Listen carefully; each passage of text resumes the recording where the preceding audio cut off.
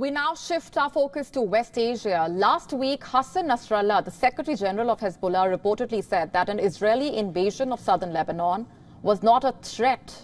Rather, it was a historic opportunity. And if you thought his statements were nothing more than just rhetoric, you may be mistaken.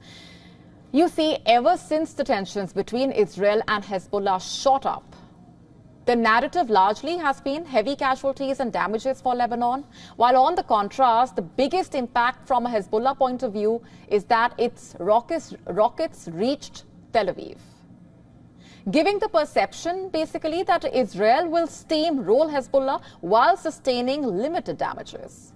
But reports suggest that this is not that straightforward, that there is merit in Nasrallah's claim. To understand that, we have to first talk about the war that happened 18 years ago. At the time, Israel's heavily armed Merkava tanks were considered among the best in the world. Yet, in the final days of the war, a constant image that reportedly stood out was the remains of these tanks, either destroyed or on fire. Hezbollah, despite being lightly armed, had managed to hold against Israel's technological superior military and defended Lebanon without conceding any territory. And nearly 2 decades later, the scenario is completely different. Backed by Iran, Hezbollah is considered one of the most, if not the most, heavily armed non-state militia groups in the world. In its arsenal, it has weapons like precision rockets, missiles, and drones that can reportedly hit all parts of Israel. Experts claim that they have more than 150,000 rockets and missiles. Its own leaders say that the group has 100,000 fighters, that too battle-hardened, in conflicts across Syria, fighting alongside the Syrian President Bashar al-Assad's troops to eliminate the opposition as well as the Islamic State. Experts believe that Israel is unlikely to underestimate Hezbollah. While Israel may have hit Lebanese cities and villages, killing hundreds of people with drones, rockets, bombs dropped by fighter jets, experts believe Israel can only achieve limited success through aerial attacks, especially given the fact that most of Hezbollah's infrastructure is reportedly underground. And if Israel plans for any kind of ground invasion, military analysts believe Hezbollah will hold an advantage due to its mode of asymmetric warfare, where unconventional strategies and tactics come into play.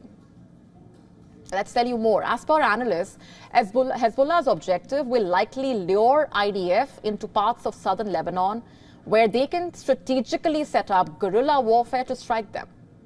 And these parts will be the sloped hills and valleys of southern Lebanon, a major challenge for the so-called invader and an advantage for the so-called defender in that scenario, like Hezbollah, that has spent the last 18 years building its ammunition and fortifying its land for such situations. In fact, experts have said that the slopes will give Hezbollah positions a clear view of the approaching army and turn them into a potential killing zone. As per experts, its fighters consist mainly of light infantry trained and set up for stealth as well as mobile operations. Not just that, they are trained in such a manner that small units can take autonomous decisions with an ability to set up a launch site, fire and disperse towards the target in as little as 28 seconds.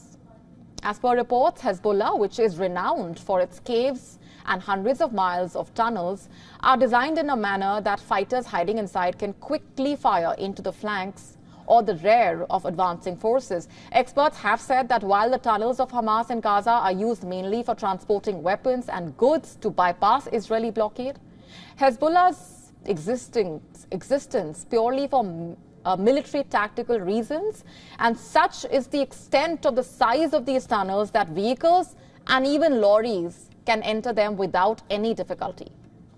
Most of these tunnels are also tactically positioned near villages, enabling Hezbollah fighters to fight from inside the tunnel shafts and returning underground to quickly rearm.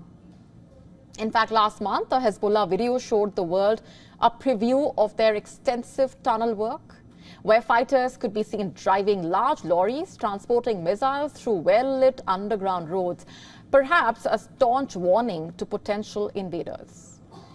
Now, we have spoken about the hilly and village terrain, but even in an urbanized terrain, Hezbollah, according to experts, has its own set of advantages, like taking hit-and-run attacks, where two fighters would turn up on a two-wheeler launch missile on an enemy and flee. Now, Hezbollah also reportedly has a large number of mid-range missiles, long-range missiles, ballistic missiles, drones and mines acquired from Iran. Hezbollah is equipped with rocket-propelled grenade launchers and anti-tank laser missiles. Reportedly, more than 10,000 of their missiles are long-range, precision-guided ones that can actually hit anywhere in Israel, anywhere. Just earlier this week itself, Hezbollah's missile, if you remember, managed to reach Tel Aviv, the heart of Israel. While earlier today, in a statement, Hezbollah said it had launched a barrage of missiles on Israel's Rafale military facilities north of Haifa. Now, these scenarios we mentioned are only applicable if there is a ground invasion by Israel, of course.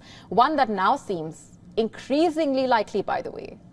We are not the ones saying this. Reports are indicating, as per reports, while addressing troops on the northern Israel border, the Chief of Staff, Lieutenant General Herzi Halevi, said that the latest airstrikes by Israel were carried out as a precursor for ground operations in Lebanon, and Israel does not seem to be backing down just yet.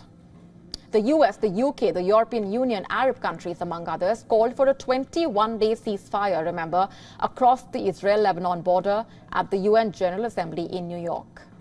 A proposal that was quickly rejected by Israel.